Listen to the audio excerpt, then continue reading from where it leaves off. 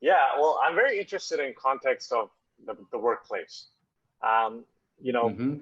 what are the elements of having, well, so do productivity and happiness go together?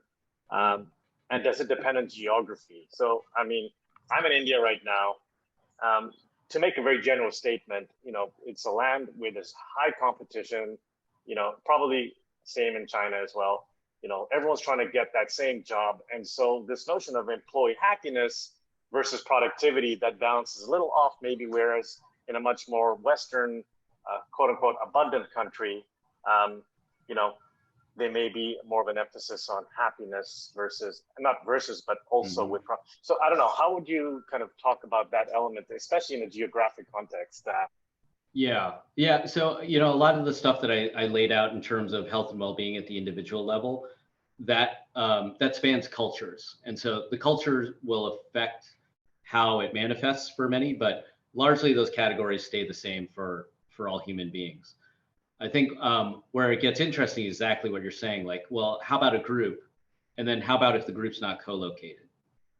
And so you've probably seen research from Google and from others talking about the importance of psychological safety in teams. Mhm. So one thing to check out is if you Google Project Aristotle, that was Google's uh, some of the like milestone research they did looking at what drives the performance of teams. Yeah, I love that study. Now, yes, yes, so many good nuggets in there, and like I've used it so many times to think about how I may or may not be leading my team well. Now, as we start talking about people being co-located or not, you know, the I feel like the conversation gets oversimplified to in person or not, and it's way more complex than that. So there's a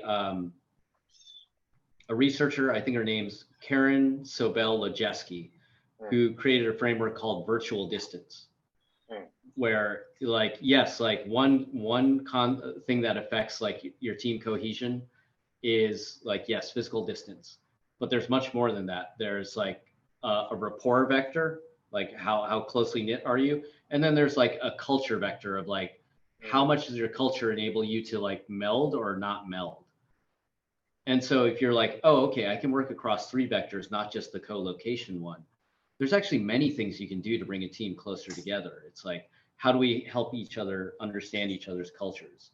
Like, how do we make sure that we're intentionally building rapport? And, if people are going to be separate, we need to take some intentionality to making sure we're investing in connection time.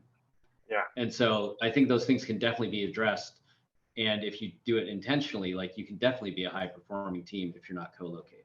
yeah, yeah. Great. One of the stories I remember from the Aristotle study, or was this notion that there was a team that wasn't so high performing, and then the manager, arranged for a very vulnerable sharing session between his team, and someone shared that they had cancer, or someone in their family had cancer, Mm, and so that broke down some barriers, and that team was able to feel safe with each other.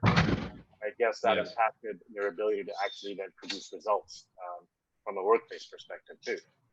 Um, Yes, that's like I think what you're bringing up there, whether it was the leader or someone else yeah, yeah, who, I mean, like the hierarchical leader or a leader embedded in the yeah, team, yeah, that modeling of vulnerability, creates safety for others to do the same, or and being able to, really put your whole self on the table or bring what you wish to the table at work is just such a huge part of psychological safety. yeah.